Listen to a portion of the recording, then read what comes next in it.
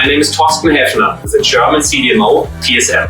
Hi, my name is Julian Petersen and I'm working for company Groninger. We are more than happy to present on this year's Aseptic conference in North Bethesda, Maryland on the 6th and 7th of March. Our joint presentation will be about the use and the benefits of robotics, especially in a CDMO environment.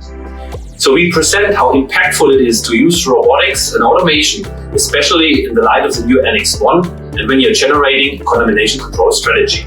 So if you want to learn and see how you can replace all manual interventions in an aseptic environment by the usage of robotics, you should try our presentation. See you there!